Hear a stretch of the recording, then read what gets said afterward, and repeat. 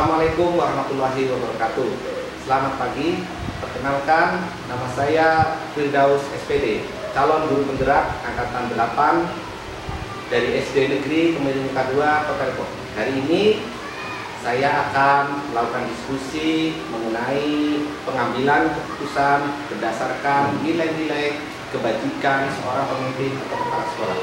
Hari ini saya bersama Bapak Kepala Sekolah SD Negeri Kemiren Muka 2, Bapak Setiawayu Wahyudi, SPD MPD.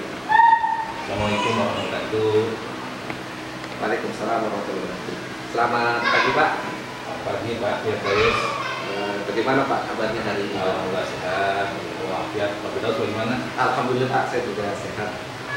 Saya mohon maaf Pak, hari ini kita akan melaksanakan wawancara tentang pengambilan keputusan berdasarkan nilai kebajikan seorang pemimpin atau kepala sekolah. Mohon maaf sebelumnya, boleh Pak memperkenalkan diri, profil Bapak, nama dan jabatan kepala sekolah di sekolah ini berapa lama? Terima kasih. Baik, saya Setiawayu. Saya diamanahkan oleh Dinas Pendidikan Kota Depok untuk menjadi kepala sekolah SDN Kemiren Muka 2 ini tertanggal 1 Januari 2022. Jadi kalau dihitung baru berjalan mau 2 tahun bertugas di SDN Kemiren Muka 2 ini.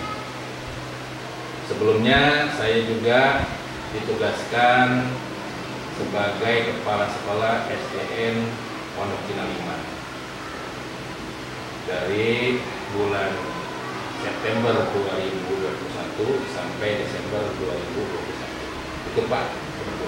Terima kasih Pak. Berarti Bapak ke sekolah ini sudah 2 tahun Pak ya. Mengenai wawancara kali ini Pak, ada beberapa pertanyaan yang nanti akan saya sampaikan mengenai nilai-nilai kebajikan sebagai pemimpin. Yang pertama Pak, selama ini bagaimana Pak ya, sebagai Bapak sebagai kepala sekolah dapat mengidentifikasikan berbagai kasus yang merupakan dilema etika maupun rujukan moral yang pernah Bapak hadapi di sekolah ini? Memang kalau dilihat kasusnya di SDN Kemiren Muka 2 ini cukup banyak Pak, yang memang harus kita tanggapi, kita respon, baik kasus dengan masalah dengan siswa, masalah dengan orang tua, masalah dengan guru.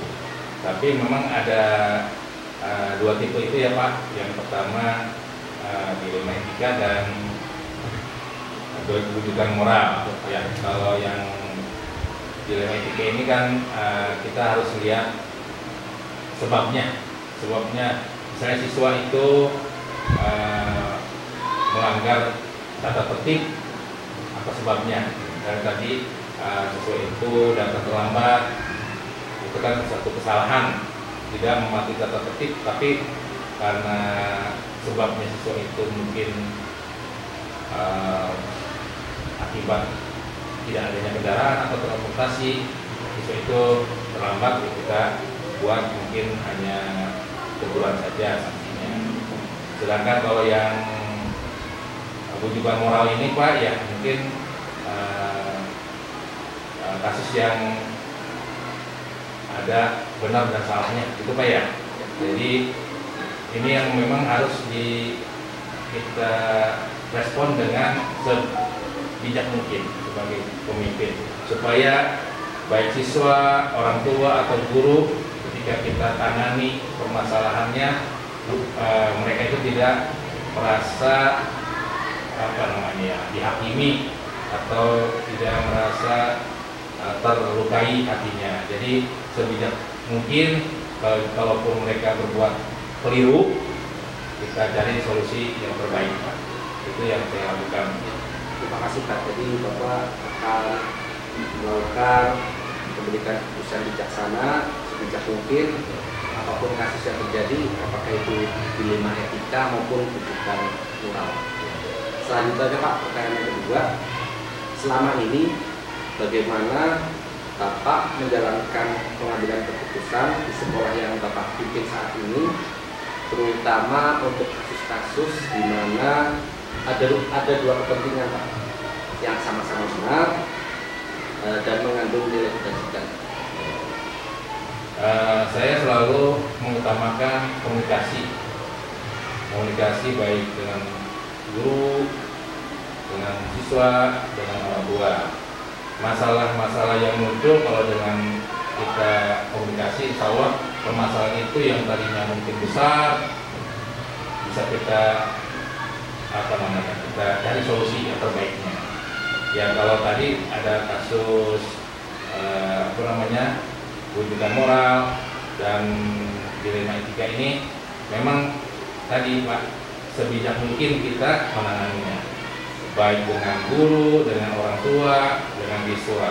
Banyak memang kasus-kasus yang ketika guru itu tidak bisa menangani, ya karena pendekatannya kan bukan salah ya, tidak tepat, ya akhirnya orang tua merasa tidak nyaman. Nah ini yang saya mungkin mengingatkan kepada guru agar komunikasinya tetap kepada orang tua itu komunikasi yang positif. Itu Pak yang saya lakukan. Pak, jadi Bapak akan tetap selalu berkomunikasi sejak pengambilan keputusan di sekolah.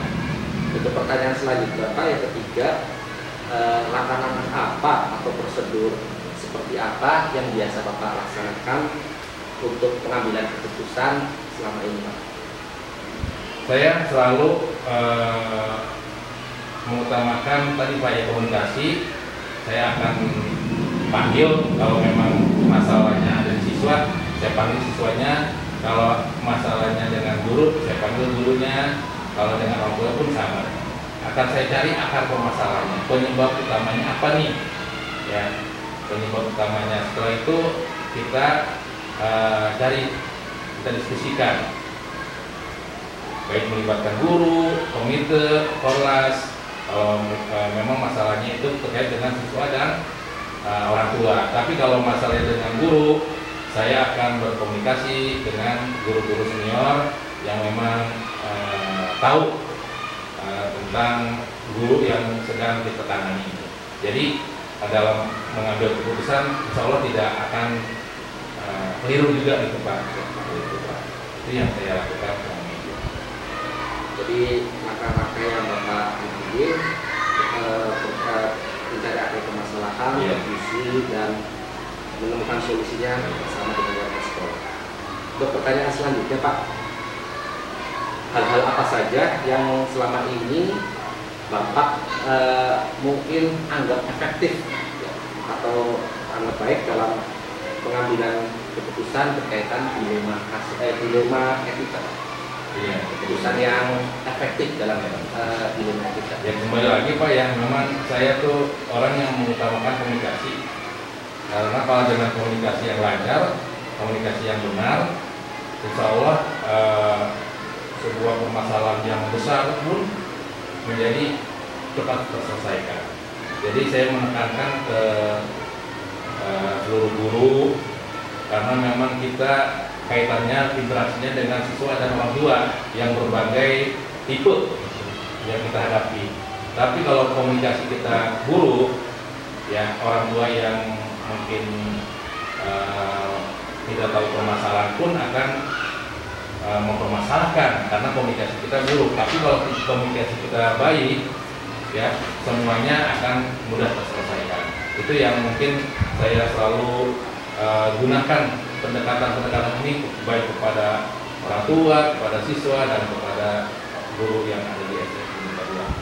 Oke Pak, berarti yang efektif selama ini tetap mengedepankan komunikasi dengan orang tua, siswa, dan kita ketahui bahwa sekolah ini berbagai tipe orang tua dan anaknya. Betul. Ada di sekolah.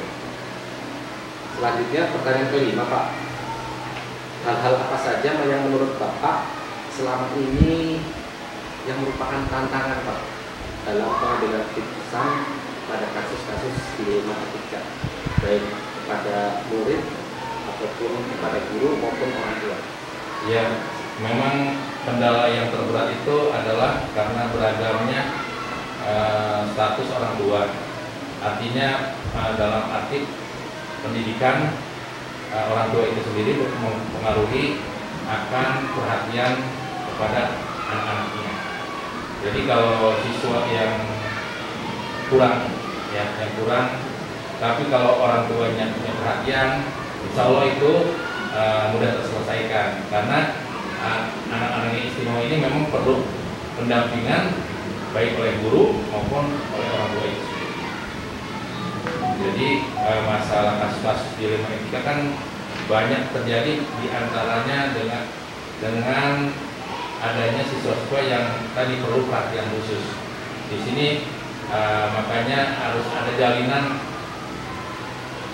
yang intensif, baik dalam pertemuan, dalam musyawarah, harus selalu melibatkan orang tua untuk meminimalisir masalah-masalah yang ada di sekolah.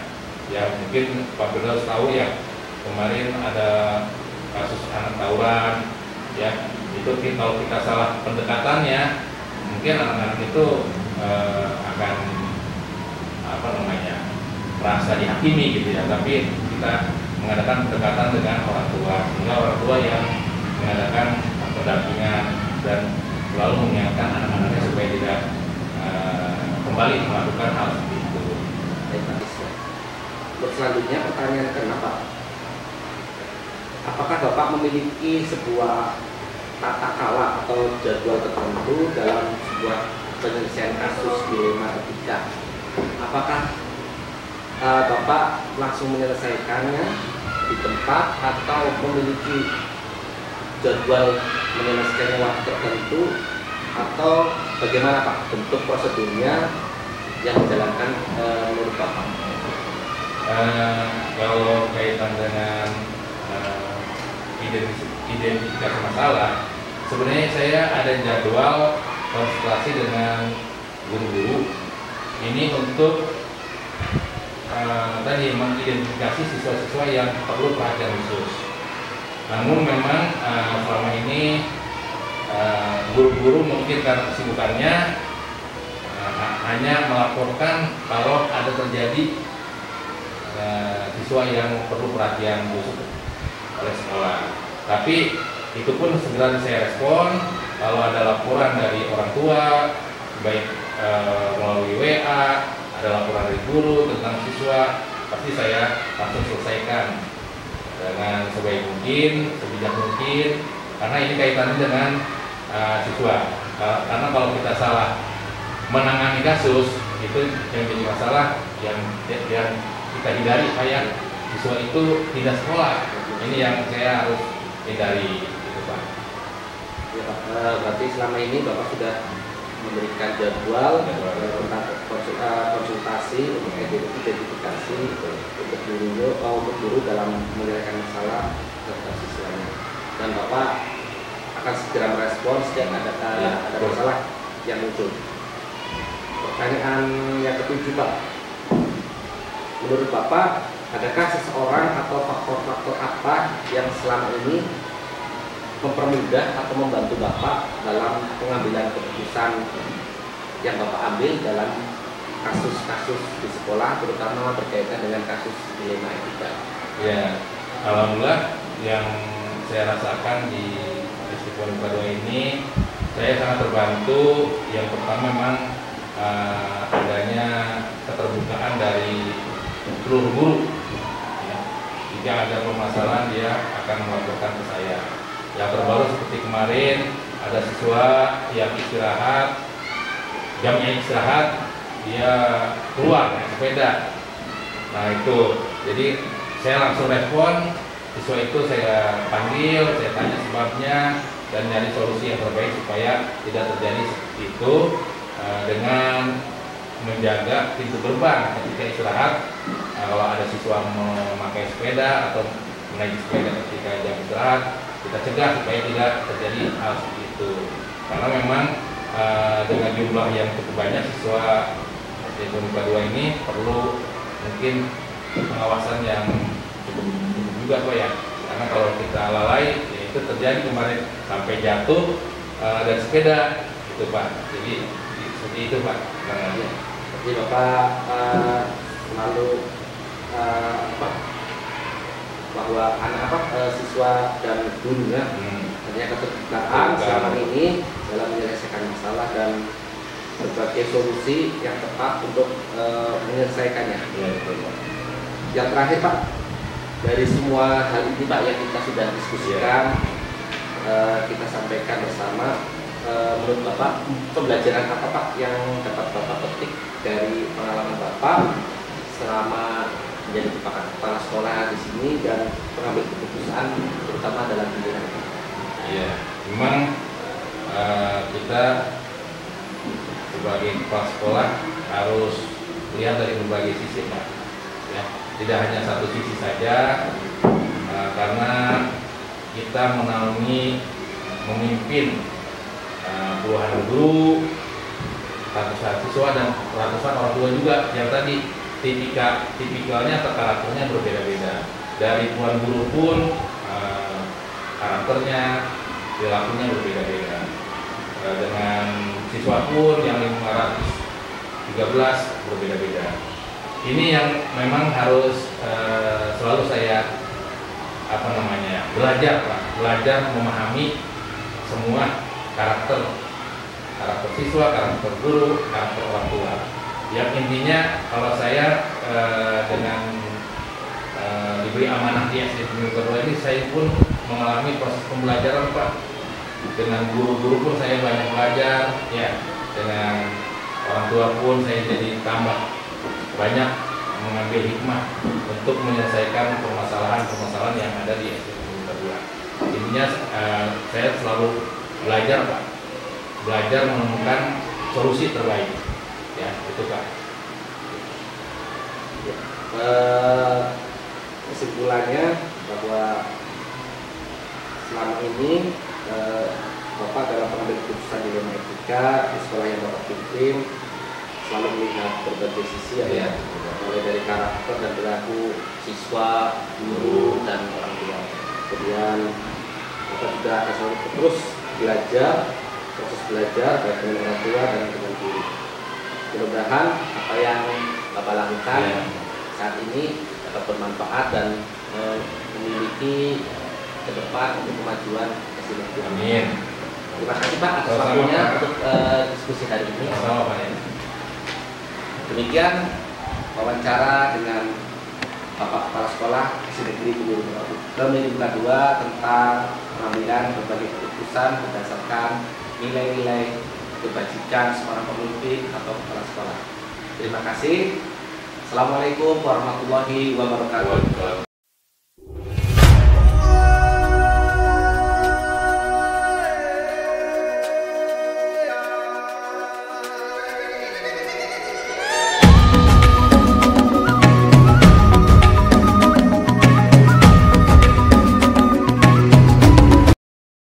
Assalamualaikum warahmatullahi wabarakatuh. Perkenalkan, nama saya Firdaus SPD, calon guru penggerak angkatan 8 dari SD Negeri Kemiring Buka 2 Kota Depok. Hari ini saya akan melaksanakan sesi wawancara mengenai nilai-nilai kebijakan dari seorang pemimpin dalam mengambil keputusan. Untuk narasumber kali ini adalah Bapak Sukron MPD selaku kepala sekolah di SD Nasional Tunas Tunggal. Assalamualaikum warahmatullahi wabarakatuh. Selamat siang Ustaz. Selamat siang Pak Firdaus. Alhamdulillah, bagaimana kabarnya? Alhamdulillah baik, sehat. Hari ini saya akan berdiskusi mewawancarai Bapak sebagai salah satu pemimpin atau kepala sekolah di sekolah ini mengenai pengambilan keputusan berdasarkan nilai-nilai kebajikan sebagai pemimpin. Untuk pertama, boleh Bapak profil singkat untuk Bapak mengenai nama dan berapa lama Bapak menjabat sebagai kepala sekolah di sini? Baik, terima kasih. Assalamualaikum warahmatullahi wabarakatuh. Perkenalkan, nama saya Syukron. Alhamdulillah sejak tahun 2012 saya sudah bergabung di kelas Islam dan 2 tahun terakhir ini diamani sebagai kepala sekolah. Begitu Pak Fir. Sudah hampir 2 tahun Pak ya? Ya. Untuk memulai wawancara ini nanti ada beberapa pertanyaan yang akan saya sampaikan kepada Bapak. Siap.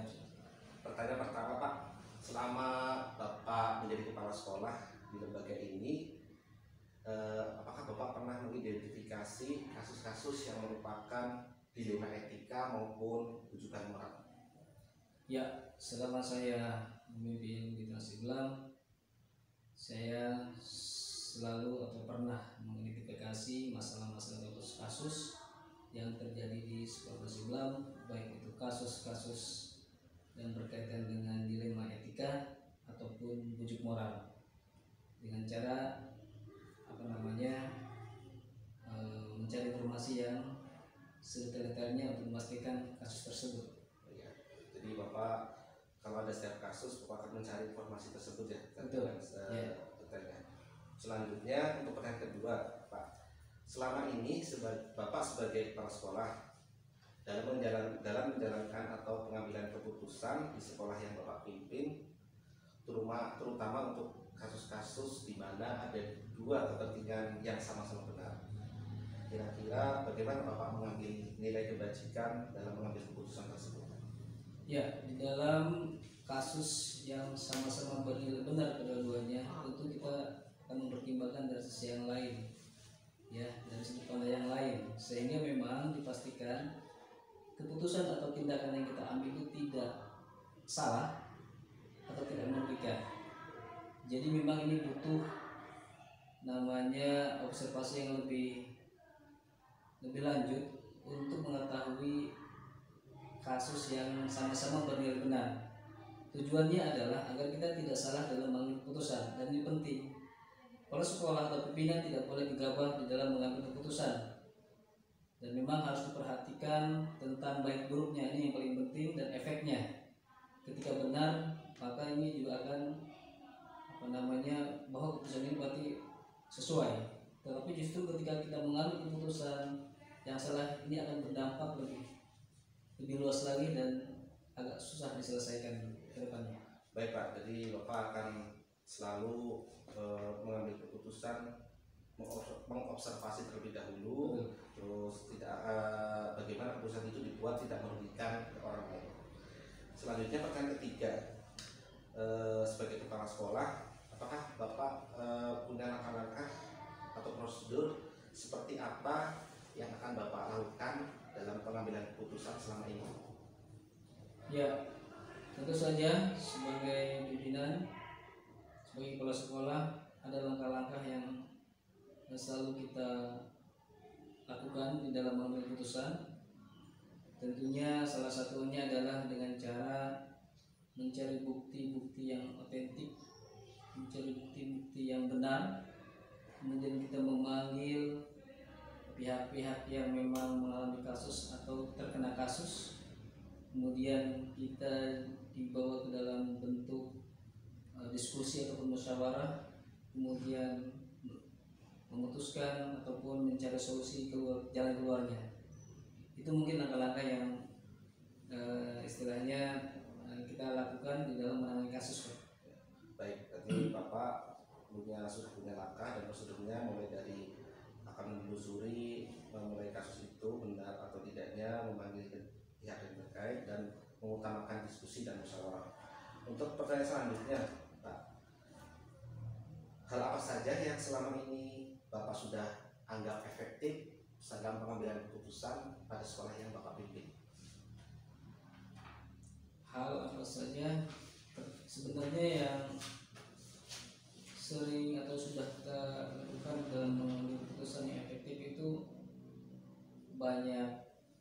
sudah banyak kita selesaikan. Misalkan terjadi pada kasus peserta didik, antar peserta didik, ini juga sering terjadi. Kemudian kasus mungkin antara guru kelas, miskomunikasi dengan orang tua. Nah, semuanya kita selesaikan dengan cara yang efektif, yaitu bagaimana tadi kita mengedepankan musyawarah, diskusi, memanggil pihak-pihak yang terkait, dan kita selesaikan secara bersama-sama, sehingga diharapkan dari situ semua bisa memahami permasalahan dan tidak terjadi lagi di kemudian hari ataupun di masa-masa yang akan datang. Ini penting teknik-teknik musyawarah atau diskusi sehingga tidak menyalahkan secara langsung pihak-pihak yang tertentu. Jadi berdasarkan musyawarah itulah nanti solusinya kita cari bersama-sama. Jadi kegiatan atau pengambilan keputusan yang efektif yang sudah sering Bapak lakukan di sini adalah dengan bermusyawarah berkaitan dengan guru kelas maupun peserta didik, dan musyawarah itu selalu dikedepankan bagaimana meminimalisasi bahwa kasus itu tidak akan terulang lagi. Iya, betul. Pertanyaan ke-6, Pak. Selama pengambilan keputusan, apakah Bapak punya tata cara atau jadwal tertentu bagaimana menyelesaikan masalah yang ada kasus di sekolah Bapak, ataupun langsung menyelesaikan masalah tersebut, atau sudah dijadwalkan untuk menyelesaikan kasus, atau bagaimana, dan bentuk prosedurnya seperti apa? Ya, ketika ada kasus di sekolah, baik itu berkaitan dengan pendidik ataupun peserta didik ataupun orang tua dan sebagainya, maka secara langsung kita menyelesaikan masalah itu tanpa harus ada jadwal yang terlalu berlarut-larut ataupun terlalu lama. Intinya ketika kasus itu terjadi, maka secepat itu pula kita berusaha menyelesaikan kasus tersebut. Karena khawatir kalau kita lambat ataupun tidak cepat di dalam menangani kasus ini, permasalahannya bukan tambah selesai tapi tambah panjang dan agak rumit. Jadi Bapak kalau setiap ada kasus langsung menyelesaikan ya Pak ya, Betul. tidak berlarut-larut, dan kasus itu biar cepat selesai dan tidak memperumit keadaan. Selanjutnya pertanyaan ke-7, dari setiap pengambilan keputusan yang Bapak ambil, kalau tadi ada hal yang tantangan atau yang sulit, kalau sekarang apakah Pak ada faktor atau hal yang mempermudah selama ini atau yang membantu Bapak dalam pengambilan keputusan itu, yang membantu Bapak mempermudah pengambilan keputusan dalam kebijakan kepala sekolah? Ya, di dalam mengambil keputusan tentunya ada pihak-pihak yang bisa mensupport kita, mendukung kita, baik itu dari dewan guru, ya, support dari yayasan, staf dan lain sebagainya. Itulah tim-tim yang memudahkan kita di dalam atau menyelesaikan kasus atau masalah. Saya rasa itu yang bisa memperkuat keputusan kita dalam menyelesaikan sebuah kasus. Adanya support dari semua pihak. Jadi selama ini yang mempermudah Bapak dalam pengambilan keputusan adalah sudah didukung, mulai dari dewan guru, yayasan, staf, dan semuanya mungkin perlu komunikasi saja. Betul. Yang terakhir Pak, dari percakapan hari ini kira-kira pembelajaran apa yang didapat mengenai pengambilan keputusan yang Bapak ambil berkaitan dengan kepemimpinan sekolah selama ini? Yang jelas seorang pemimpin harus mengambil satu keputusan yang tepat, ya, tidak boleh memihak pada pihak manapun, ya. Jadi mengambil keputusan itu berdasarkan fakta yang terjadi di lapangan. Siapa yang salah mungkin dikatakan salah, dan yang benar itu juga harus dipastikan dia benar. Tetapi yang lebih penting dalam menyelesaikan kasus adalah bagaimana kita menyelesaikan secara bermusyawarah, diskusi dengan kepala dingin, dengan bijak, dengan santai, tanpa harus dengan kekerasan. Itu yang paling penting juga. Apalagi kita di dalam menyelesaikan kasus peserta didik, ini juga benar-benar harus diselesaikan dengan kepala yang dingin, diajak diskusi dan sebagainya, sehingga inti dari penyelesaian kasus ini adalah semuanya nanti tidak terlalu dalam penyelesaian kasus ini yang paling penting adalah endingnya adalah semua pihak itu merasa nyaman dengan kebijakan yang kita ambil. Itu Pak. Ya. Jadi intinya Bapak sebagai pemimpin dalam mengambil keputusan tetap mengutamakan kebijaksanaan dan semuanya hasil keputusan membuat semua warga sekolah tentunya untuk kepentingan sekolah, itu terutama untuk kenyamanan seluruh warga sekolah. Betul. Oke. Terima kasih Ustaz atas waktunya. Sama-sama hari ini. Demikian kegiatan wawancara hari ini bersama kepala sekolah SD Nasional Tunas Islam.